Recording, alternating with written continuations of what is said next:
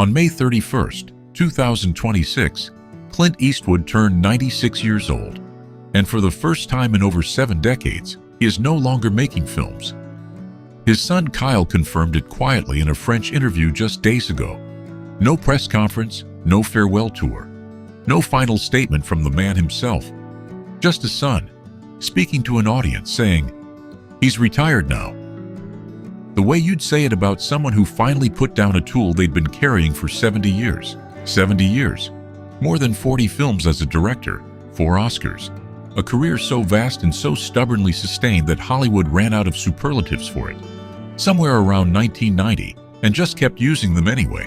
The Outlaw Josey Wales came out in 1976. Eastwood was 45 years old. He wasn't just the star. He fired the original director mid-production and took the wheel himself, in one of the most audacious moves in Hollywood history. The film that came out the other side was one of the greatest westerns ever made, and the cast who rode those trails with him? Their stories are as raw and unpredictable as the film itself. A co-star whose off-screen relationship with Eastwood ended in one of Hollywood's most brutal legal battles. A real tribal chief who changed the course of his entire nation's history. A woman who became the first Native American to lead a major Hollywood Western, and a man responsible for one of the most recognizable sounds in the entire history of cinema, whose name almost nobody knows. 50 years since those cameras rolled. Here's exactly where they all ended up. 1. Clint Eastwood, Josey Wales. He was 45 years old and already one of the most powerful men in Hollywood when the Outlaw Josey Wales began production in 1976.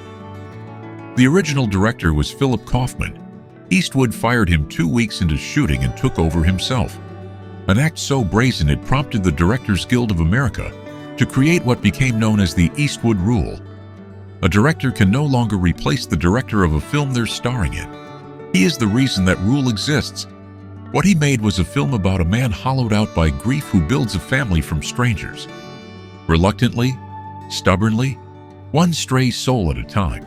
It is the warmest film Clint Eastwood ever made, which tells you something.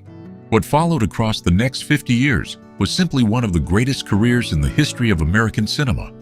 Unforgiven, $1 Million Baby, Mystic River, Gran Torino, American Sniper, Letters from Iwo Jima.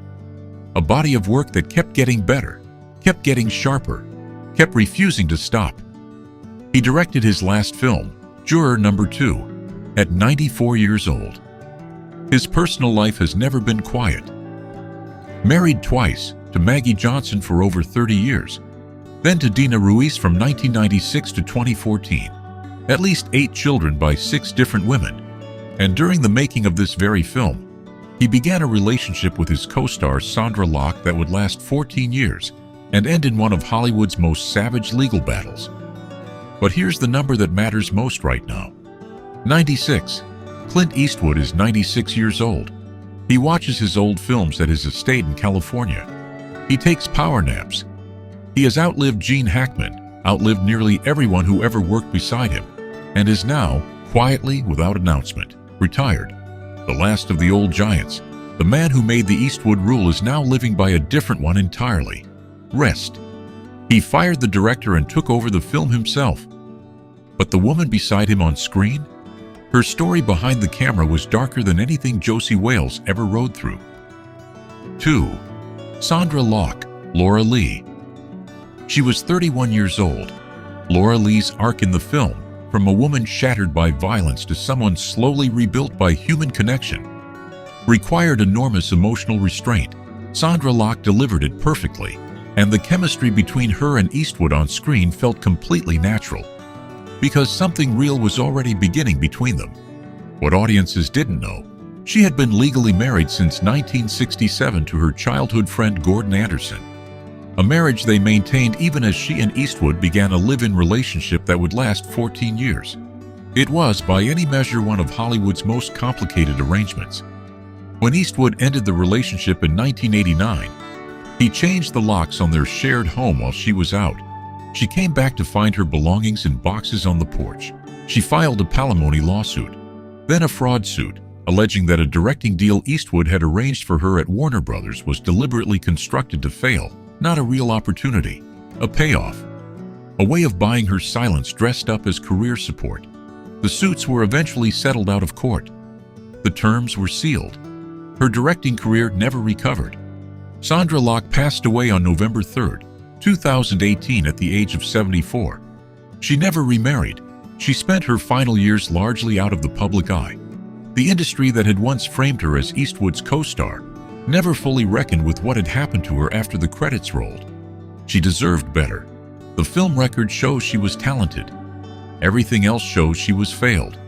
From the woman the industry failed to the man who brought the film's soul. A real chief, a real activist, and one of the most quietly extraordinary human beings who ever walked onto a Hollywood set. 3. Chief Dan George, Lone Watie. Every line he delivered landed like a gift.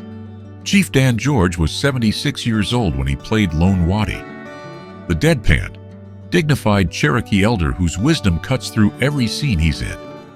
His timing was so perfect, his presence so naturally commanding, that he didn't act the role as much as simply inhabit it. The film's unexpected soul. But here's what the credits never told you. Chief Dan George was not a character actor who happened to look the part. He was a real chief of the Tsleil-Waututh Nation in British Columbia. And in 1967, nearly a decade before this film, he had stood before 35,000 people at a Canadian centennial celebration in Vancouver and delivered a speech called Lament for Confederation. It was a direct, unsparing account of what colonization had taken from Indigenous peoples, delivered at the country's birthday party to 35,000 people with cameras rolling. The speech became one of the most significant political statements in Canadian history. Then Hollywood came calling. One flew over the cuckoo's nest. The outlaw Josey Wales. He was nominated for an Academy Award for Little Big Man in 1971, one of the first Indigenous performers to receive that recognition. He was married to Amy George for over 50 years. She died in 1971, just 5 years before this film gave him a global audience. Chief Dan George passed away on September 23, 1981, at 82 years old. The man who told an entire nation the truth about its own history, and then made you cry laughing in a Western. There are not many people you can say that about.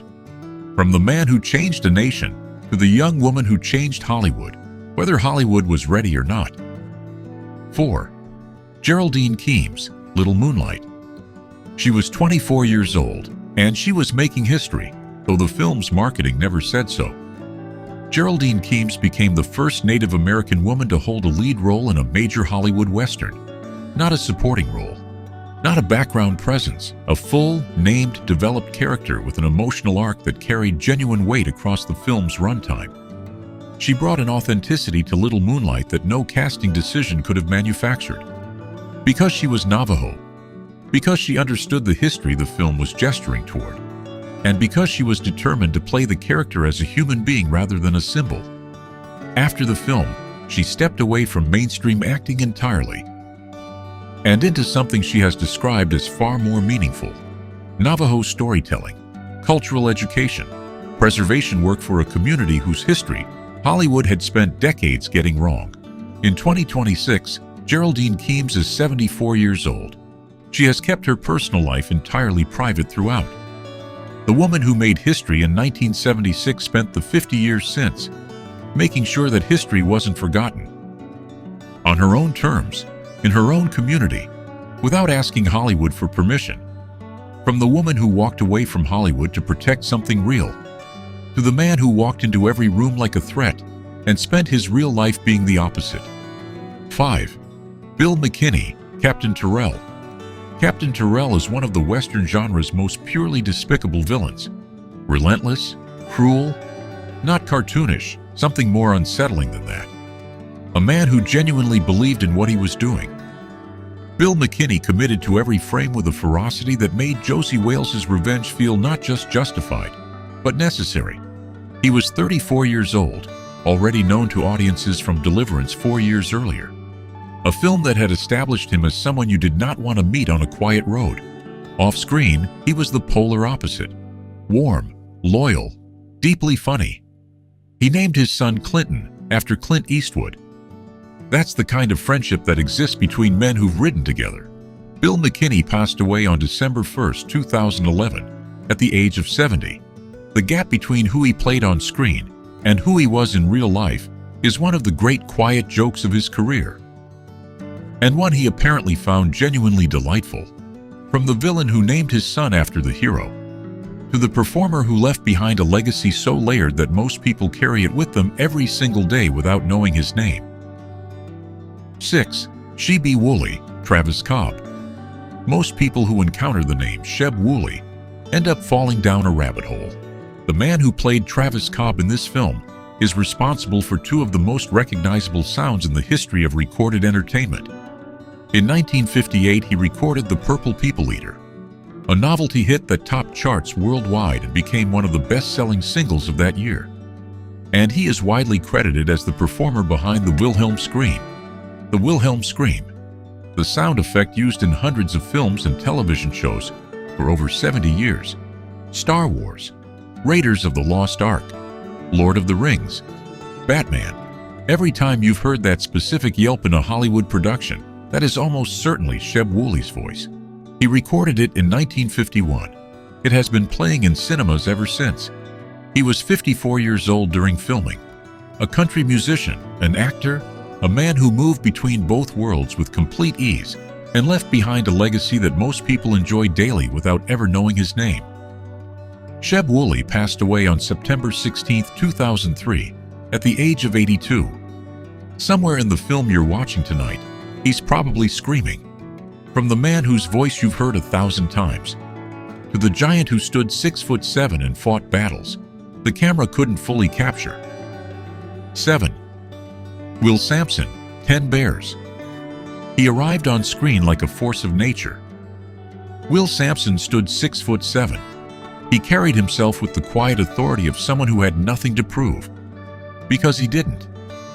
He was 42 years old during filming, a Muskogee Creek painter who had only recently turned to acting after being discovered for One Flew Over the Cuckoo's Nest the previous year, where he played Chief Bromden opposite Jack Nicholson in one of the great film performances of the 1970s. 2 years later, he was 10 Bears in Josey Wales, commanding every scene with a stillness that made you forget there were cameras. Away from the screen, Will Sampson was a tireless advocate for authentic Native American representation in Hollywood, fighting battles the industry wasn't even close to being ready for in 1976. He fought them anyway. Will Sampson passed away on June 3, 1987, at just 53 years old, following complications from a heart and lung transplant. He had spent his brief Hollywood career trying to change how an industry told stories about his people. He didn't live to see how far that fight still had to go. But he moved the line, from the giant who fought for authenticity to the woman whose warmth lit up every scene she was in, and whose private battle nobody on set ever saw. 8. Joyce Jameson, Sam Bottoms, and the rest. Joyce Jameson, Rose. A saloon girl with a brief appearance and a surprising emotional tenderness. Joyce Jameson was 43 years old and had spent much of her career playing comedic blonde archetypes that consistently underestimated the depth she was capable of. Behind the performances was a private battle with severe depression that lasted years, unseen, unacknowledged by the industry that kept casting her in light roles. She passed away on January 16, 1987, at just 54 years old, a talent that Hollywood never fully looked at straight. Sam Bottoms, Jamie, he was 20 years old, the young Confederate soldier whose bond with Josie gives the film its emotional foundation, the son figure a broken man didn't know he needed. Sam Bottoms came from one of Hollywood's most genuinely gifted acting families. Brothers Timothy and Joseph were already established names. 2 years after this film, he was in Apocalypse Now, a career that felt like it had decades of great work ahead. Sam Bottoms passed away on December 16, 2008, at just 53 years old. 2 supporting players, both gone too young, both in a film that deserved to remember them better than Hollywood did. 9. The Last Ride.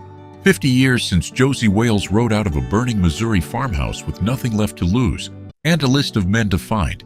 The man who made the film is 96 years old, and finally, quietly, at rest.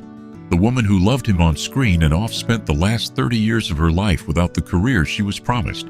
The real chief who played a Cherokee elder had already changed the course of his nation's history before he ever sat in front of a camera.